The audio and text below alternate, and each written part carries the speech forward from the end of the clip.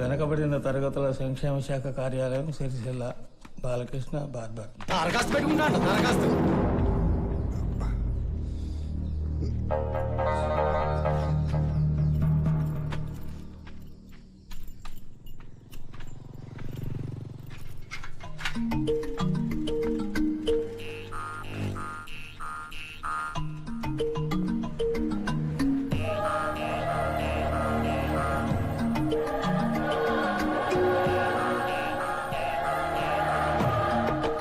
గౌరవనీయులైన అయ్యవారికి సిరిసిల్ల గ్రామంలో క్షౌరశాల నడుపుతున్న బాలు రాసుకున్న విన్నపములు.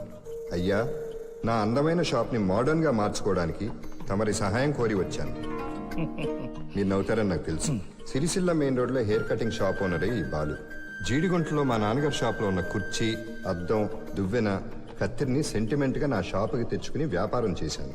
ఇప్పుడు వాటి పని అయిపోయింది. కొత్త కొత్త స్టైల్స్ వస్తున్న ఈ రోజుల్లో ఓ రివాల్వింగ్ చైరు, కొత్త అద్దం కొని వ్యాపారం చేసుకోవడానికి ఓ 50,000 రూపాయలు లోన్ కోసం అర్జీ పెట్టుకున్నాను. అయ్యా, ఇంకో ముఖ్యమైన విషయం, నాకు లంచం తీసుకోవడం ఇష్టం లేదు, ఇవ్వడం ఇష్టం లేదు.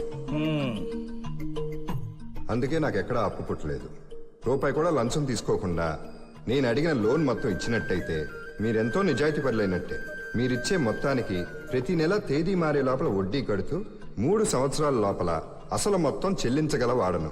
మీ సమాధానం కోసం ఎదురు చూస్తూ తమ విధేయుడు బాలకృష్ణ. హరిశ్చంద్రుడి కథ చదివాను, కానీ ఆయన్ని చూడలేదు.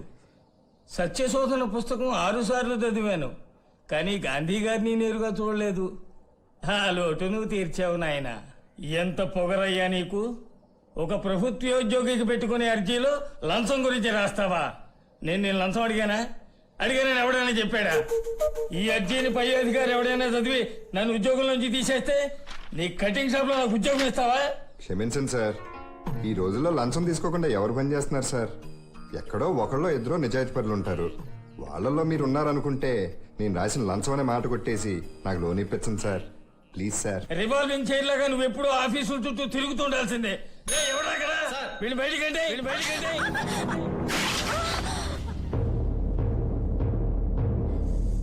అయ్యయ్యో, ఉన్న ఒక్క కుండ కూడా పగిలిపోయింది. ఇప్పుడు ఎలా వంట చేయడం? ఏమైనా ఉంటాయి కదా వంట చేయడానికి. యా శ్రీదేవి, ఏంటా చప్పుడు?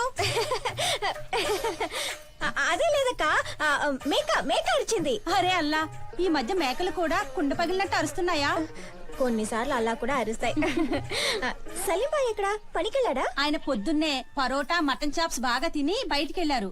మళ్ళీ మధ్యాహ్నం కోడి పలావ్ తినడానికే ఇంటికి వస్తారు. అవును, నూర్జహాన్ పెళ్లి విషయం ఎంతవరకు వచ్చింది? అల్లుడు గారికి మారుతి కార్ కావాలంట. ఈయనేమో మోటార్ బైకే కొనిస్తా అన్నారు. 3 పూట్ల బిర్యానీకి అయ్యే డబ్బు దాస్తే మారుతి కార్ ఏంటి? దానికంటే పెద్ద కారే కొనొచ్చు కదా. నీ దగ్గర మీ ఆయన దగ్గర నాకు నచ్చే విషయం నిజాలు మొహమ్మదే మాట్లాడడం. అయితే నాకు కుండిస్తావా? అంటే ఇందాక విన్న శబ్దం కుండ పగిలిన శబ్దమే కదా. మళ్ళీ కుండ పగలగొట్టావా? నెలకు 100 కుండలు పగలగొడతాను. ఏ దేవుడికైనా మొక్కున్నావమ్మా? కావాలని ఎవరైనా పగలగొడతారా ఏంటి? కాదు, అది నీ మతి మరుపు. ఒకటి చేయిపోయి ఒకటి గుర్తొస్తుంది. పొయ్యి మీద అన్నం పెట్టి అటు కోళ్ళు గింజలేదని గుర్తొస్తుంది. అన్నాన్ని వదిలేసి అటు పరిగెడతావు. ఇటు అన్నం మాడిపోతుంది, అటు కోళ్ళు పారిపోతాయి. ఇది నీ అలవాటు. భలే గుర్తు చేశారండి. మీరు చెప్పినట్టే ఎసుట్లో బియ్యం వేసి వచ్చాను. అచ్చో, మాడిపోయిందో ఏంటో. నాకు తగ్గట్టే నాకు ఒక పెళ్ళం పిచ్చి మొద్దు.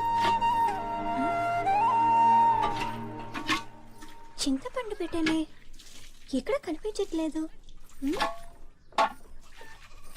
ఎక్కడ పెట్టానబ్బా? ఏమండి, ఇక్కడ చింతపండు పెట్టాను చూసారా? పొద్దున ఆకలేస్తే అదే తినలేను. అందరూ నీ మొహం ఏంటి అని ఉందన్నారు. చింతపండు మొహం. అవును, అడగటం మర్చిపోయాను. మార్కెట్ నుంచి చేపలు తెస్తానన్నారు కదా, తెచ్చారా? మార్కెట్కి వెళ్ళాను, అక్కడ ఒక్క చేప కూడా లేదు. ఊళ్ళో చికెన్ గునియాని చేపలన్నీ పట్టుకుపోయారు దొంగనాయాలు. సరే, కనీసం కోడి నేనే తీసుకురావచ్చు కదా. చెప్పా కదా చికెన్ గునియాని. అలా చచ్చిన కోడిని ఎలా తీసుకురాను? అయ్యో, పిల్లలు స్కూల్ నుండి ఆకలితో వస్తారు, వాళ్ళకేం పెట్టాలి? మన ఇంట్లో కోడి ఉంది కదా, కోసేయచ్చు కదా. అయ్యో, అవి మనం పెంచే కోళ్ళండి. అమ్మా, ప్రపంచంలో ఉన్న కోళ్ళన్నీ ఎవరొకళ్ళు పెంచేవే. నీ కోళ్ళు ముఖ్యమా, పిల్లలు ముఖ్యమా? నాకు రెండు ముఖ్యమే. అంటే నేను నీకు ముఖ్యం కదా? ఏంటి? అరే, పొద్దున్నే ఒకడు బయటికి వెళ్ళాడే, వాడికి లోన్ దొరికిందా లేదా అని అడిగావా? మిగతా విషయాలన్నీ అడుగుతున్నా. అది దొరకదని నాకు ముందే తెలుసుగా. ఎలా మరి? లంచం అడిగేటైతే నాకు లోనే వద్దని ఆ లెటర్ లో రాయొద్దన్నానా? మీరు విన్నారా? ఆ ఆఫీసర్ షర్ట్ పట్టుకుని బయటకు గెంటాడా అని ఇంకా అడిగి తెలుసుకోవాలా ఏంటి? పర్వాలేదే, నువ్వు నాకంటే కొంచెం తెలివైన దానిలాగా ఉన్నావు. బతకడం తెలియని మనిషి. చూడండి, పెద్దమ్మాయి శోభ పొద్దున్న స్కూల్కి వెళ్ళేటప్పుడు ఏడుస్తూ వెళ్ళింది. ఎందుకు? ఫీజు కట్టడానికి ఈ రోజే చివరి రోజంట. ఈ రోజు కట్టలేదంటే రేపు స్కూల్ నుండి బయటకు పంపించేస్తారు. ఎలాగైనా తిరిగే కూర్చి మంచి కత్తిరి కొనాలి. ధర్మరాజు గారి తోటకెళ్ళి మంచి టేక్ చెట్టు చూసేస్తాను. ఆయన ఎక్కువ వడ్డీ అడుగుతాడు కదా. ముందు చెట్టు చూద్దాం, డబ్బు వచ్చినా కొందాం. చూడు, ఫీజు గురించి నువ్వేం బాధపడకు, అది కట్టాల్సిన బాధ్యత నాది.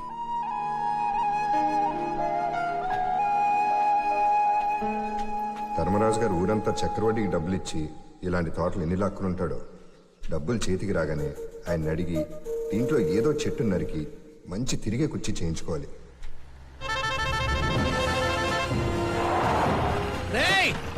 ఎవడు రాదే నా తోటలోకి వచ్చి నా చెట్టు మీదనే చేసింది?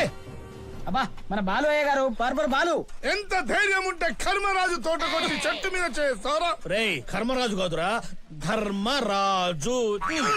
ధర్మరాజు ఎరా బాలు, నీ కొట్టు దగ్గరికి ఎవడు రావట్లేదని చెట్టు కింద కటింగ్ చేసుకోవడానికి నా తోటలోనే ప్లేస్ చూసుకుంటున్నావురా? రేయ్, నీకంతగా చేసుకోవాలంటే ఏ షట్టర్ లోనో ఏ జంక్షన్ లో కూర్చొని గుళ్ళు చేసుకోరా.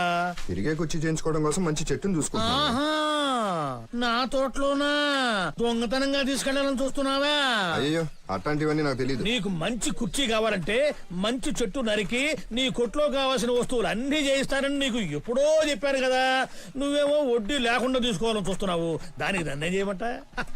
బ్యాంక్ వడ్డీ అడిగితే పర్లేదు, కానీ మీరు అడిగే చక్ర వడ్డీ కదా. బాలు, నేను ఎక్కువ వడ్డీ తీసుకునేది ఇంకా ఇటువంటి తోటలు దొడ్లు కొందామని కాదురా.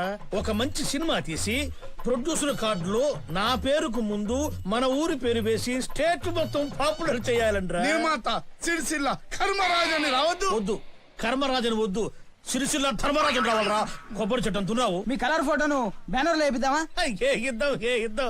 అందుకనే కదరా ఎప్పటికీ డైరెక్టర్ ని మ్యూజిక్ డైరెక్టర్ ని పక్కన పెట్టుకుని తిరుగుతున్నావు. అరే ఏర్రా, వాళ్ళు వీళ్ళిద్దరూ కనపడలేదు. అబ్బా, వాళ్ళకి నూరేళ్ళు సార్, అది వస్తుంది. ఏంట్రా పక్కన ఆడవాళ్ళని తీసుకొస్తున్నాడు? ఒక్కరిని కాదు, ఇద్దరిని. ఇది మనతో కాదు. రే ఏంట్రా ఇదంతా? నేను అటువంటి ప్రొడ్యూసర్ కాదురా. అందుకా సార్, మీరే కదా హత్తుకునే కథ కావాలన్నారు. అవును. మన కథకి లేడీస్ ఫాలోయింగ్ ఎలా ఉందో తెలుసుకోవాలి కదా, సెంటిమెంటల్ సీన్స్ లో వీళ్ళ రియాక్షన్ ఎలా ఉందో తెలుసుకోవాలి కదా. అందుకే వీళ్ళని తీసుకొచ్చాను సార్. వీళ్ళ యాక్షన్ చూసి మీ రియాక్షన్ ఏంటో తెలవాలి సార్. అందుకు వాళ్ళు నన్ను హత్తుకోవాల్సిన అవసరం లేదురా. నీ కథ నా మనస్సును హత్తుకోవాలి. అబ్బబ్బబ్బబ్బబ్బ, ఏం చెప్పారు సార్? సరే కథ మొదలు పెట్టు. ఓపెన్ చేయగానే ఒక విలేజ్. నీ పాదం మీద పుట్టు మచ్చనై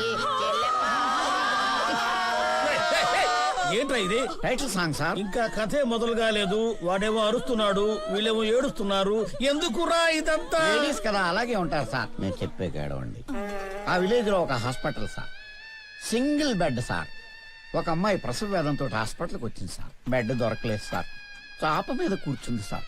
ఆ అమ్మాయికి ఉన్న ఇద్దరు పిల్లలు ఆ తల్లిని చూసి బోరుమని ఏడుస్తున్నారు సార్.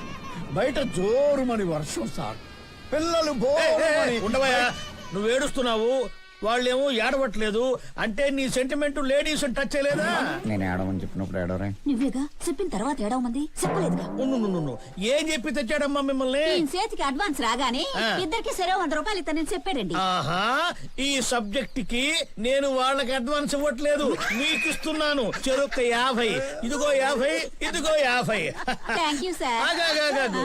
నిజంగా చెప్పమ్మా, ఇప్పుడు చెప్పిన స్టోరీ నీ గుండెను టచ్ చేసిందా? చెప్పును కూడా టచ్ చేయలేదు. అయినా ఆ అమ్మాయి అప్పటికే ఇద్దరు పిల్లల తల్లంట. ఆవిడ బెడ్ మీద పెసవెత్తే ఏంటి, సాప్ మీద పెసవెత్తే ఏంటి, కథ చెప్తున్నట్ట కథ. సార్, ఈయన చెప్పిన కదా మీరు సినిమాగా తీశారనుకోండి, మొత్తం కొబ్బరి తోటంతా అమ్ముకుని చెప్పే. చూసారా, మీకంటే ఎప్పుడు సినిమాలు చూసే ప్రేక్షకులే తెలివిగలవాళ్ళు. ఇటువంటి కథలు చెప్పి వాళ్ళని ఎప్పుడూ మోసం చేయలేరు. అయ్యా, మీ పేరు మన ఊరు పేరు స్టేట్ మొత్తంలో కాదు ప్రపంచం అంతా తెలియాలంటే ఆ సూపర్ స్టార్ అశోక్ కుమార్ తో సినిమా తీయండి. ఆయన ఒక్క సంతకం పెడితే చాలు మీ తలరాజా మారిపోతుంది. ఆయన ఎక్కడ కలవాలరా? జంబారాయిస్ లో. అరే ఎదవా, జంబారా హిల్స్ కాదురా, బంజారా హిల్స్. అబ్బా, ఆడు చెప్పింది కరెక్టే, ఆడికి నోరు తిరగదు.